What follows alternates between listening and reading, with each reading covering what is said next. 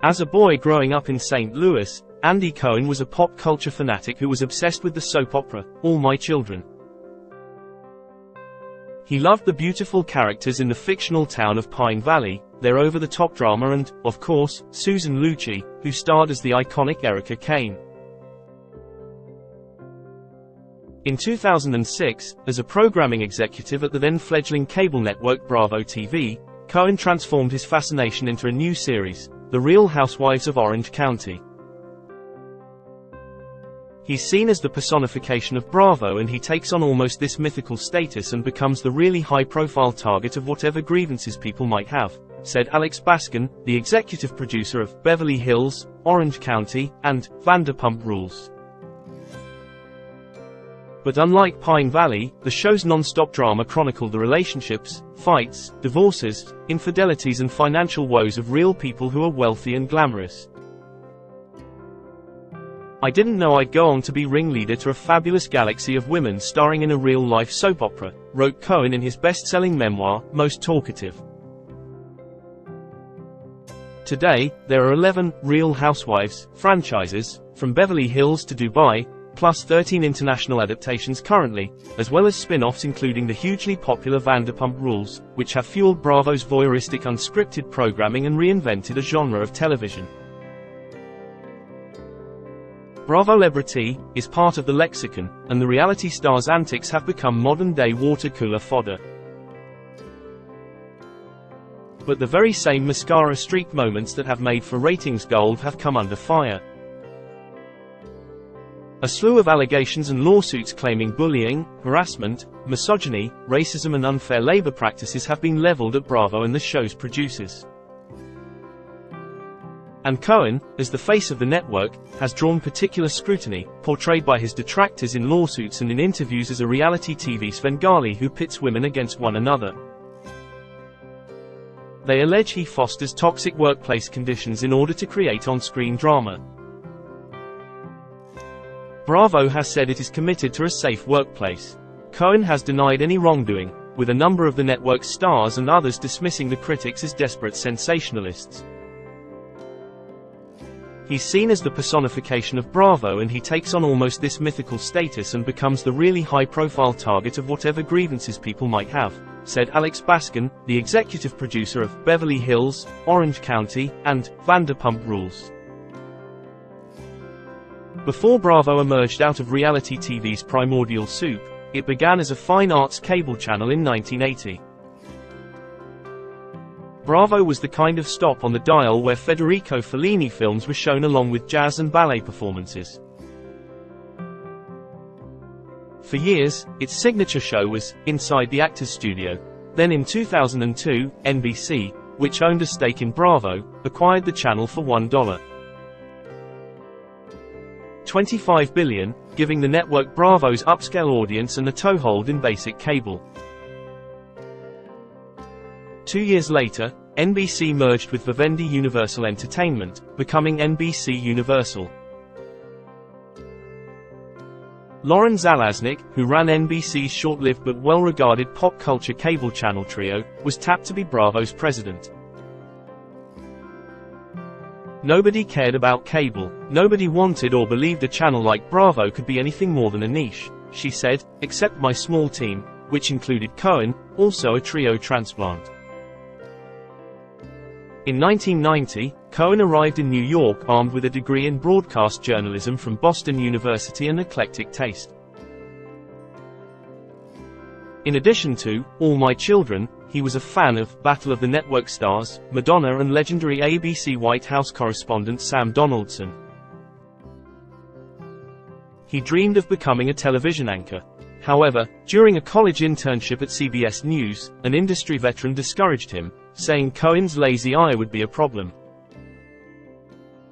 Cohen worked his way up, mostly, behind the scenes as a producer and booker for CBS' struggling morning programs, CBS This Morning, and The Early Show, and news magazine, 48 Hours. He honed his interviewing skills, learning to shift between hard news segments and dishier celebrity profiles.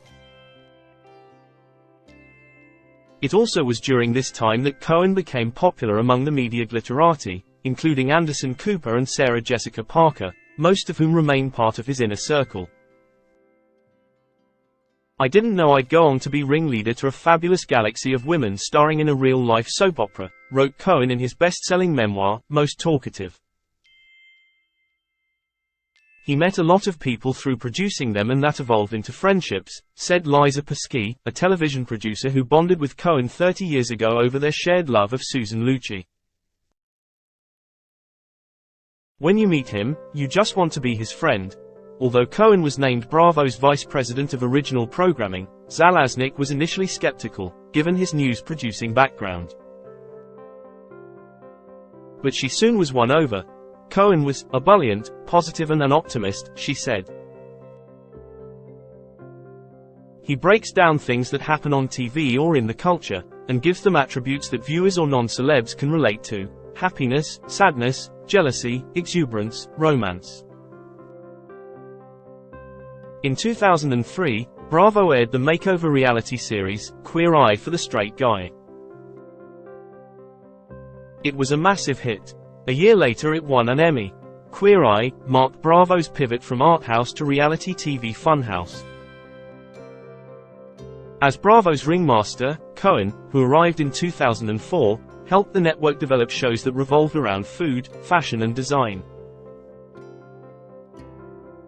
Other breakout hits like Project Runway and Top Chef followed. But it was the explosive success of Real Housewives of Orange County, bolstered by endless marathons, that turned Bravo into a pop culture sensation and Cohen into a household name. Within 4 years, The Real Housewives added offshoots in New York, New Jersey, Beverly Hills, Atlanta and Washington, D.C. Cohen is executive producer of all of The Real Housewives shows and host of the nightly talk show, Watch What Happens Live, as well as reunions across the network. He stepped down from his network executive role in 2013. The Bravoverse expanded with a slate of docuseries including Million Dollar Listing and Below Deck, many of which continue to spawn spin-offs. The Valley is the latest, and tap into the public's fascination with the rich. That fascination is heightened by the so-called Bravo wink, a gently ironic style of editing that allows for a distance between the audience and the outrageous behavior they're watching. "No one loves the shows more than Andy does," Baskin said. "I think he provides the perspective of the audience. He has a great sense of humor and an eye for ludicrous, odd eccentricities that become breakout moments for viewers. Like the time New Jersey housewife Teresa Giudice flipped a table while screaming, 'Prostitution whore,' at fellow housewife Danielle Stowe, or the national security incident that ensued when D.C.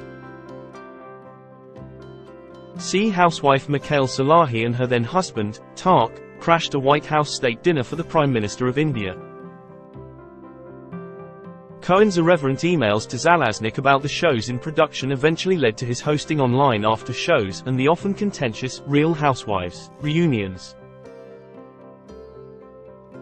The online program showcased his sensibilities and captured the audience's interest in real time, with Cohen often reading their tweets and questions off social media.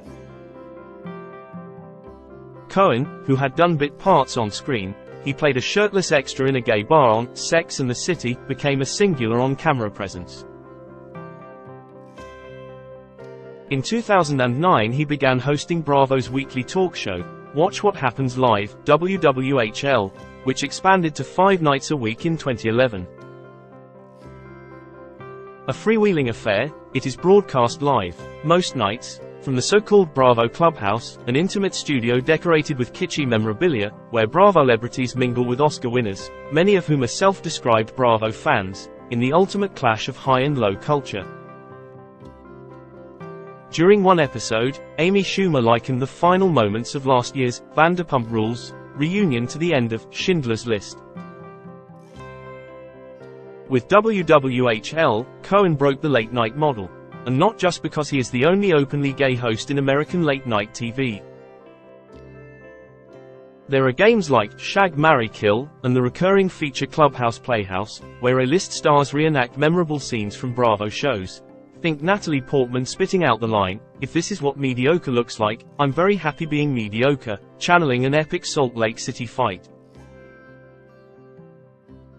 And there is a rotating non-celebrity bartender, usually connected to something Cohen wants to spotlight, such as a restaurant, a play, even his parents. WWHL became a show around fandom, and Cohen is both host and superfan. He asks personal questions that catch famous people off guard and yield surprisingly honest answers. On the show, Julia Roberts revealed that mushrooms are the hardest drug she has tried.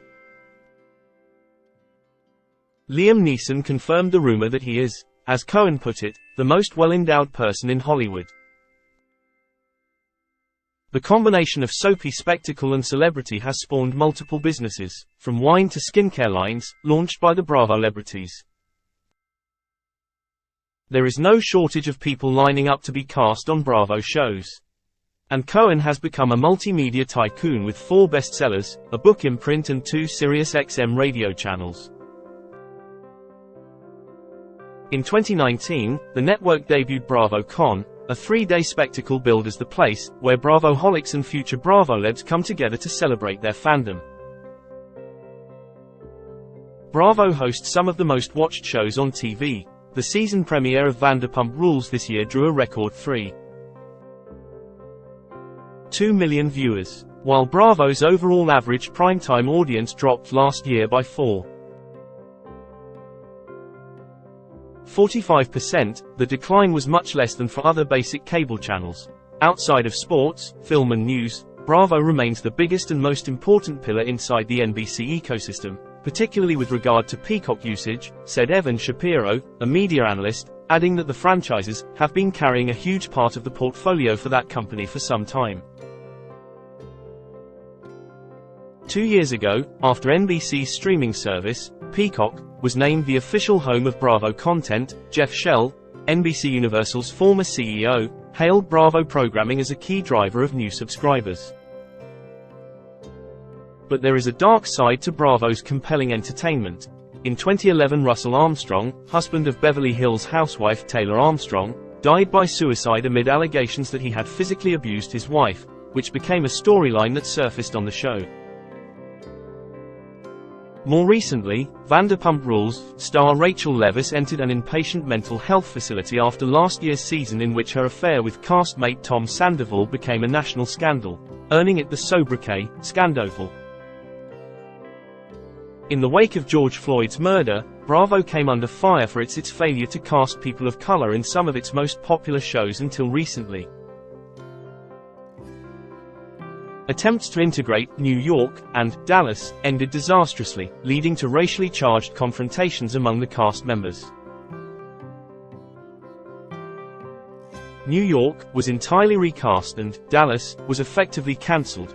Despite the network's aspirational brand, numerous cast members have faced bankruptcy and foreclosure. Some have even been convicted of financial crimes, including Jen Shah, the Salt Lake housewife who pleaded guilty to conspiracy to commit wire fraud and is currently serving a 6.5-year prison sentence. Feminist icon Gloria Steinem excoriated the Real Housewives, saying in 2013, "It is women all dressed up and inflated and plastic surgeried and false bosomed." Ellipsis. It is a minstrel show for women. The steady drumbeat of criticism has grown louder in recent months thanks to the vocal complaints of Bethany Frankel, a breakout star from the original New York cast, who sold her low-calorie cocktail company, Skinny Girl, for a reported sum of $100 million in 2011. Last summer, while Hollywood writers and actors were on strike, Frankel began a social media campaign urging her fellow reality TV stars to form a union and push for improved compensation and working conditions. She denounced much of reality TV, a genre that she claims exploits vulnerable people in their darkest moments. And she has criticized Cohen for allegedly pitting women against one another. "He gets richer while these women kill each other," she told The Times in November. Cohen declined comment. A person close to the producer said, "This is typical, hypocritical rubbish." Bravo is facing a flurry of lawsuits and legal complaints from former stars of its programming. In January, Caroline Manzo, an original New Jersey cast member, sued Bravo, Peacock and other parties, alleging that she was sexually assaulted by Brandi Glanville, a former Beverly Hills housewife, during production of the streaming spin-off, Ultimate Girls Trip, in Morocco. The season has not yet aired on Peacock. Manzo alleged that producers regularly ply the Real Housewives cast with alcohol, cause them to become severely intoxicated, and then direct, encourage and/or allow them to sexually harass other cast members because that is good for ratings, according to the complaint. Marco Vega, hired to work as a butler during an Ultimate Girls Trip to the Berkshires, sued Bravo and its affiliates last year, alleging that during filming he was also sexually assaulted and abused by Glanville, who was not named as a defendant in either the Manzo or Vega lawsuits. According to the complaint, the producers, including Bravo, had overwhelming prior notice of Ms. Glanville's prior deviant sexual proclivities and sexually harassing conduct. It also alleged that her conduct was allowed, condoned and even encouraged. Glanville's lawyer Brian Friedman did not respond to requests for comment. In March, Glanville denied Manzo's allegations on X, formerly Twitter, saying, "It's BS, Caroline was fine." Last December, on X she called the Vega claims character assassination, saying that she had followed directions from the producer. Derek Smith, the attorney representing both Manzo and Vega, did not respond to requests for comment. "The safety and security of cast and crew while shooting is extremely important and we take all reports seriously," said Bravo in a statement, in response to Manzo's suit. In this situation, production immediately launched a comprehensive review and took appropriate action.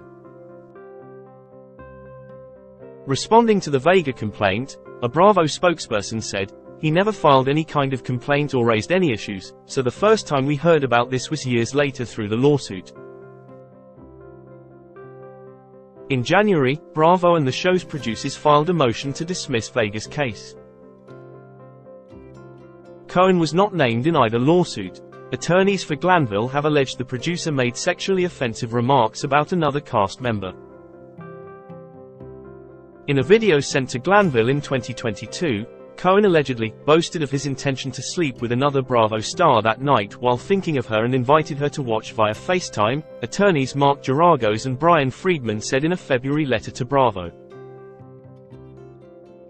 "This was an extraordinary abuse of power that left Ms. Glanville feeling trapped and disgusted," Geragos and Friedman wrote in the letter.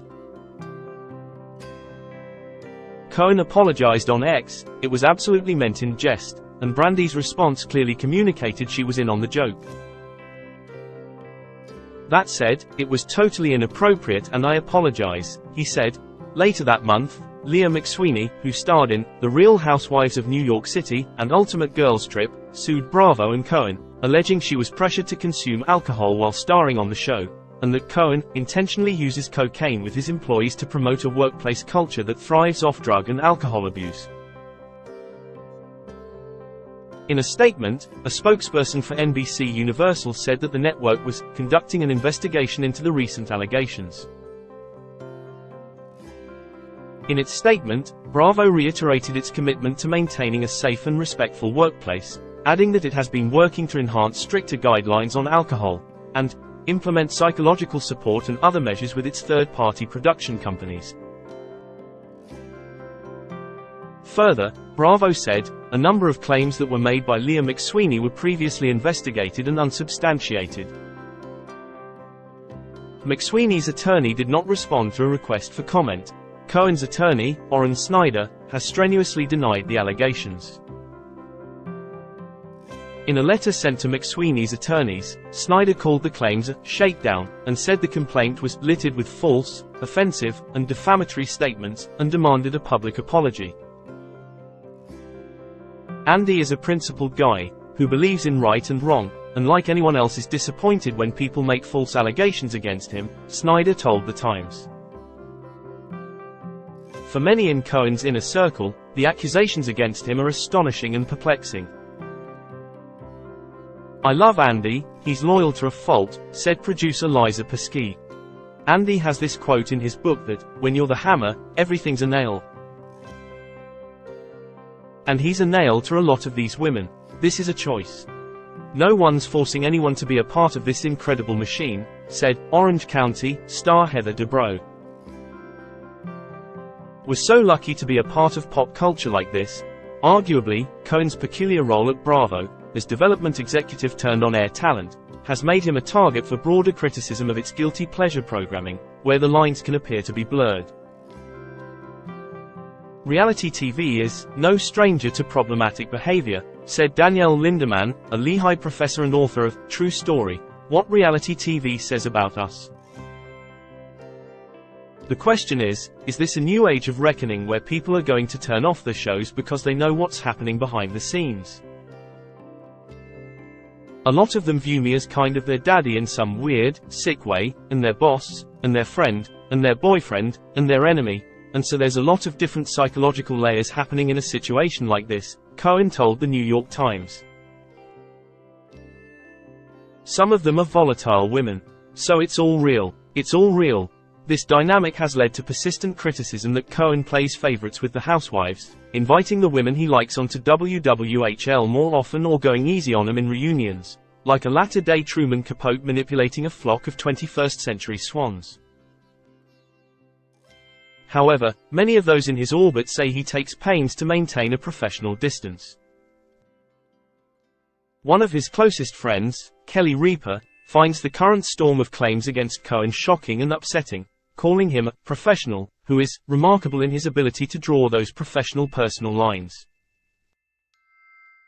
When the Housewives franchise caught fire, she said that women in their social circle approached Cohen and made a full court press to get on the show. "In some circumstances, I would listen to him actively say, 'You have to understand what you're signing up for. There's not going to be preferential treatment,'" Reaper said. 7 current and former Real Housewives cast members described Cohen as a compassionate colleague who was skilled at cultivating points of connection with them and liked to check in over text. But each, including long-running cast members Kyle Richards, Beverly Hills, and Luanda Lesseps, New York, said they had never had dinner with Cohen and rarely saw him outside of reunion tapings or appearances on WWHL. They also noted that he was not involved in day-to-day production of their shows. "Cohen is removed intentionally, so you never get that close," said Richards, adding, "There's just so many of us." Many of the housewives disputed the suggestion that they were induced into compromising behavior, particularly involving drinking for the sake of drama. They also expressed gratitude for the opportunities the shows provided for them as women in midlife. "Every drink that you saw me drink, I took," said Dorinda Medley, who faced criticism for her drinking on The Real Housewives of New York City. Wendy Osfo, a Potomac housewife, is pleased with how her show has embraced difficult conversations about representation. "We have tackled colorism and xenophobia. Even though those are very heavy issues, there has never been a time when Andy has shied away from it."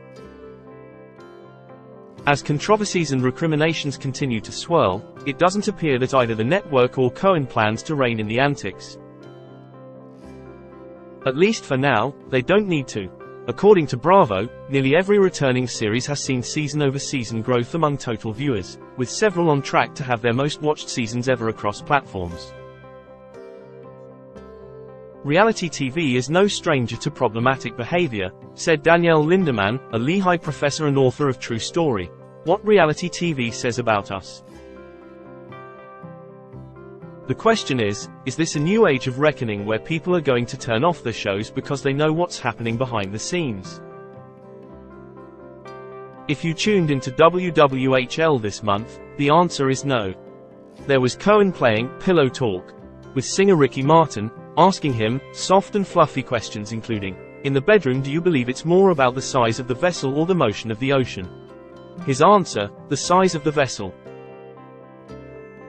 For now, Cohen remains Bravo's ringmaster and the circus is still in town.